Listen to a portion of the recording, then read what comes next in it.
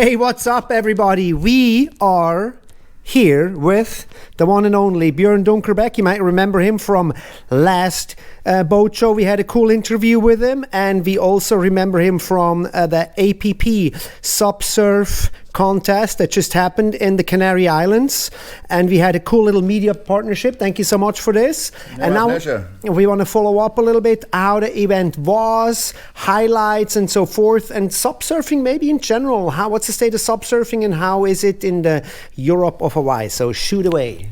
Well, SUP is growing everywhere. I think it's the easiest entry to water at all. The lakes and rivers and oceans in Europe are taking off. Mm-hmm. And also in the Canaries, it went from 3 centers to now having 15 centers that are actually only on Gran Canaria, where you can do learning of stand-up paddling. Yeah. And the event went really well. We had great waves. Mm-hmm. We had the introduction of the longboard discipline, which I think is a great idea. We saw that. So you keep the more stylish on the bigger boards. You know, you can keep older and younger together in the same groups. Mm-hmm. And of course, for the open men and women, we had really nice big waves, and the point break of Las Palmas de Gran Canaria, that was really working well. Awesome.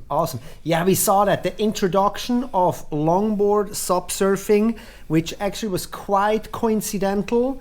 I was talking to a friend of mine who was a little concerned about the state of SUP surfing and said, like, we need to bring in SUP longboarding and bring the style, the flow back into surfing, and not just guys that are standing to their knees in the water. Which was one of the ideas of stand-up paddling. It was easy to catch many waves and easy to catch smaller waves, easy to catch not so perfect waves. Of course, the high level standard with these small boards are very maneuverable, but I think it's a great idea to also add on the longboard because it's more accessible to more levels. Yeah.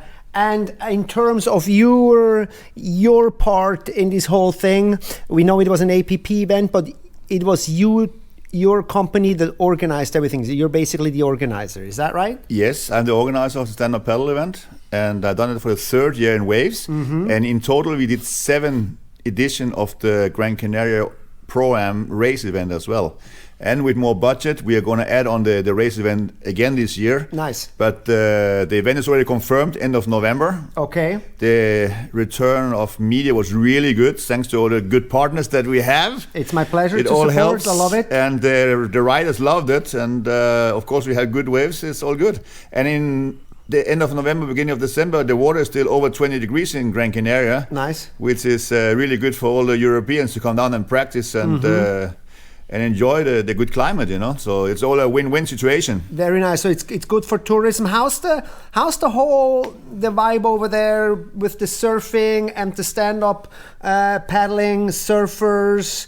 We have so many waves, you know. You just need to learn to respect. You usually don't go and drop in on the surfers that have the good hollow peaks. You go to the waves which are not the perfect ones, but they're still long. We got so many of them. There's plenty of option. Just respect like anywhere in the world, and you'll be fine. Right. Yeah, totally. And just apart from SUP surfing, downwind paddling, is it still going strong? Is that still happening in the Canaries? Absolutely. I mean, the downwind paddling is the most fun thing you can do after actually surfing a wave. And of course, it's much longer and nicer. And we got plenty of strong winds, as you guys know from our windsurfing experience on the Canary Islands, which I'm also the organizer of the Poso event since last year.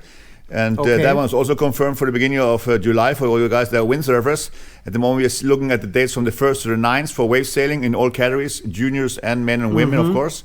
And if you get more budget, we're going to add on the slalom discipline as well. Very cool. Well, you know, the Canary Islands it's the Hawaii of the Atlantic, no questions asked.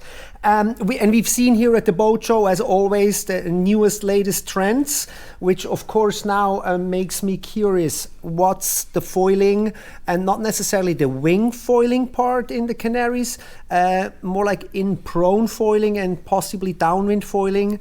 What's happening there in that? Liam is going, and Marina is going, and the kids from Lanzarote and Tenerife and Fuerteventura are also doing downwinders all the time. So it's actually growing really rapidly. So it's in full swing. Surf spots when the waves are small. You see a lot of foilers out there. Absolutely. Any foil out there: windsurf foil, wing foil, and surf foil as well.